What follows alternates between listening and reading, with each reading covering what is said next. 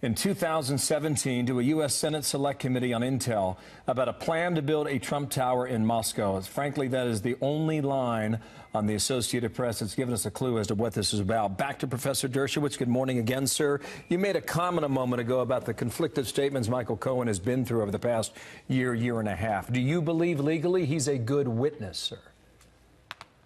Well, legally, he's already, now he's admitting to making false statements, so his credibility as a witness diminishes. The question is whether he has information that might contradict what others have said about buildings in Moscow, or whether or not that constitutes any kind of criminal activity. I find that very hard to find. What's happening is the special prosecutor is making all of his cases based on false statements. It's interesting. In other parts of the world, you can't even prosecute people for that. But practically the entire series of indictments grows out of false statements rather than any substantive charges. Because, for example, hypothetically, if they were building buildings or planning to build buildings in Russia, surely that wouldn't be a crime. But lying about it might be a crime. So we're seeing many of these cases being built around false statements. Mm-hmm. Before the Thanksgiving break, we were told to the White House the president submitted his written answers to Bob Mueller. Could that have an impact on what we're seeing here, or do you believe they're in different silos, sir? Yes, I think it could. I think, as I said even before the president gave his answers, they're going to comb through every one of his answers and see if they can come up with anybody who can contradict anything the president said. That's why it's called the perjury trap, because even if the president believes what he said was true, if somebody will contradict it, then the president can be charged with lying to government officials, which is, the equivalent of perjury. So that's why it's so dangerous for anybody who is the subject of an investigation to answer questions by the prosecution, because the prosecution then combs through evidence, tries to get evidence that they can then use to show contradiction. Mm-hmm. What is your reaction to the report of yesterday that Kevin Downing, the attorney for Paul Manafort, has been in contact with Rudy Giuliani, representing the president clearly, and for lack of a better nothing phrase, wrong with that from the president's point of view. Any good lawyer tries to reach out to witnesses, even witnesses who are cooperating with the other side, perfectly legitimate to do it. In fact, it's illegal for a prosecutor to say to one of his witnesses that you can't talk to lawyers for the other side. The question is, was it smart for Manafort and his lawyer to do that? And maybe not so smart, because look what happened. The plea deal imploded, and now he's going to get sentenced even more harshly than he would have had he made no deal. Yeah. My question was not based on something that was done illegally. If you're a lawyer, you want to gather as much information as possible. If I were Rudy Giuliani, I'd want to talk with Kevin Downing and find out what Mueller's asking and what questions he has, sir. And that's entirely legitimate. In fact, it's almost mandatory. Any good lawyer should do anything he can that's ethical and legal to try to find out as much as possible about the case that's being built against his client.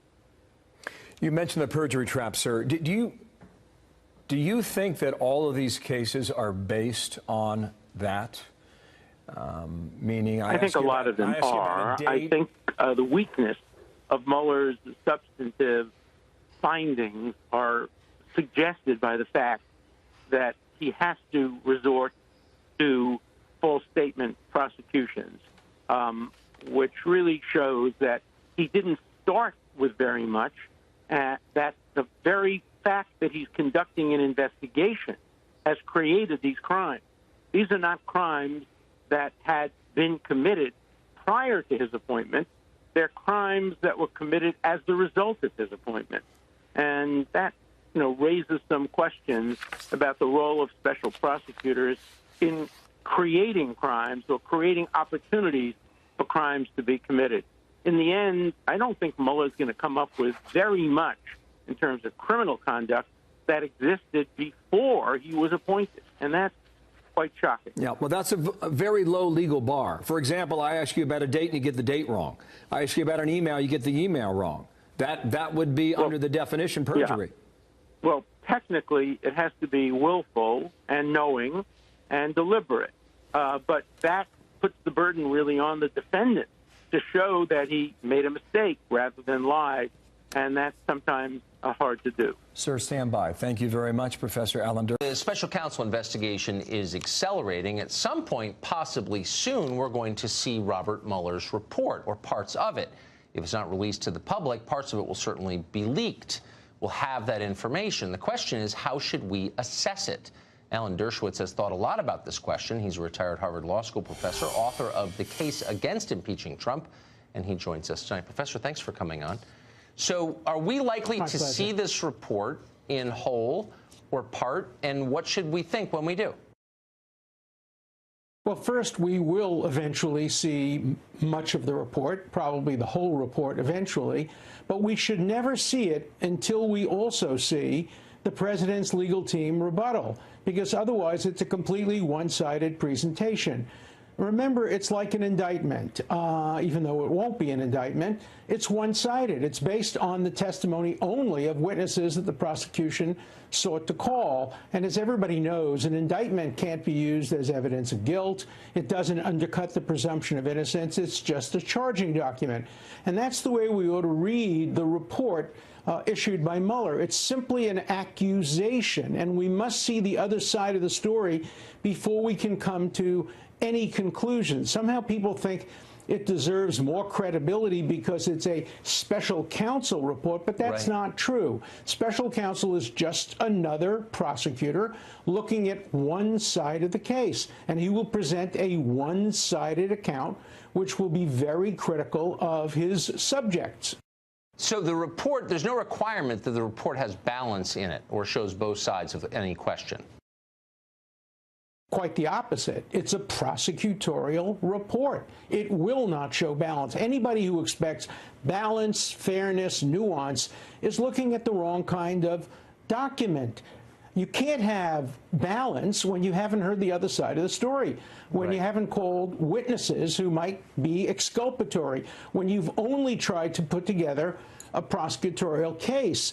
And that's why it's essential that the president's team be permitted to issue their own report at the same time the Mueller report is issued. Interesting. So the people who said we need a special counsel investigation to find out what happened as an informational exercise were lying to us. So let me ask you a more fundamental question about the special counsel. So every person who wields power in our society by design has some sort of oversight. We can defeat our elected representatives in elections. We can recall or impeach our president, our judges. The special counsel, we're told, can't be fired because that itself would be an impeachable offense. So is there oversight of any kind of the special counsel?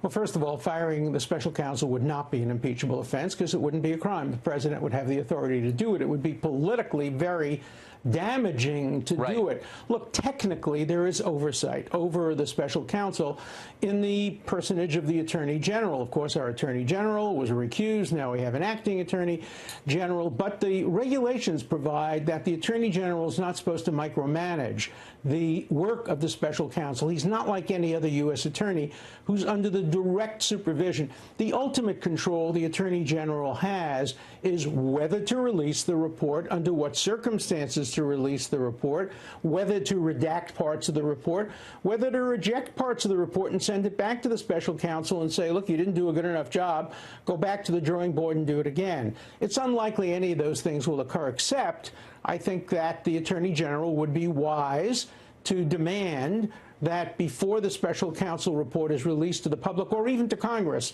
that the president's legal team be given an opportunity to review and rebut it and provide their own report. Then the American public and Congress can see both sides in tandem and make an intelligent decision as to where the right is and how to bring nuance and find the truth. The truth is best achieved through an adversarial process, through presenting all sides of an issue, not presenting one side of an issue. That's the whole premise of this show, by the way. Professor, thank you. Great to see you tonight. Thank you. Thank you. God bless you. And God bless America.